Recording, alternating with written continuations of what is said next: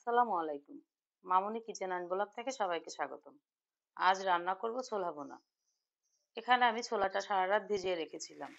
এবার ছোলাগুলো ভালোভাবে ধুয়ে পরিষ্কার করে একটি প্রেসার কুকারে নিয়ে নেব, কারণ আমি ছোলাটা প্রেসার কুকারে রান্না করব।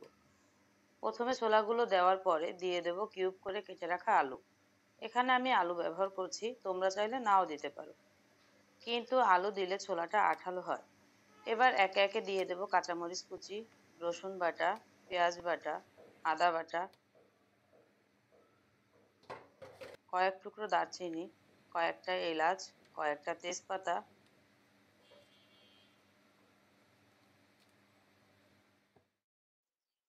পরিমাণ মতো লবণ,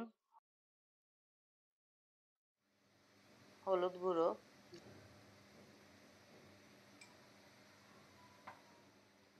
জিরার গুঁড়ো,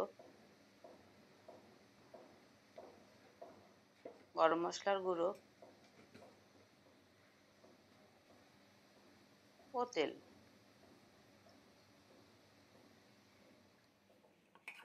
এবার চুলাটা অন করে নাড়িয়ে চাড়িয়ে ছোলাগুলো মশলার সঙ্গে মিশিয়ে একটু কষিয়ে নেব।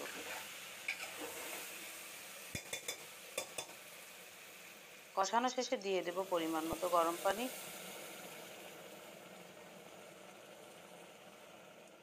এবার ঢাকনা দিয়ে ঢেকে 3-4টা সিটি দিয়ে নেব।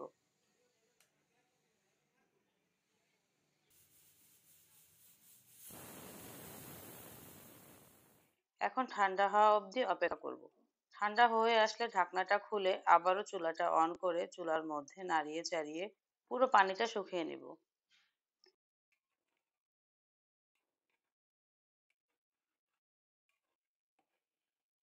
এবার নামানোর আগে কিছু ধনেপাতা কুচি দিয়ে আবারও একটু নাড়িয়ে চাড়িয়ে মিশিয়ে নেব ধনেপাতাগুলো।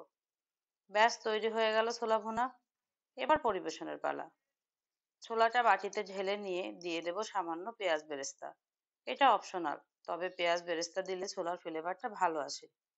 রমজান মাসে সব ঘরেই প্রতিদিন ছোলা ভুনাটা তৈরি করা হয়। অনেকেই অনেকভাবে রান্না করে থাকি, কিন্তু মামুনি আজ প্রেসার কুকারে রান্না করে দেখালাম তোমাদের। কেমন লাগলো আজকের রেসিপিটি জানিও কিন্তু কমেন্ট বক্সে।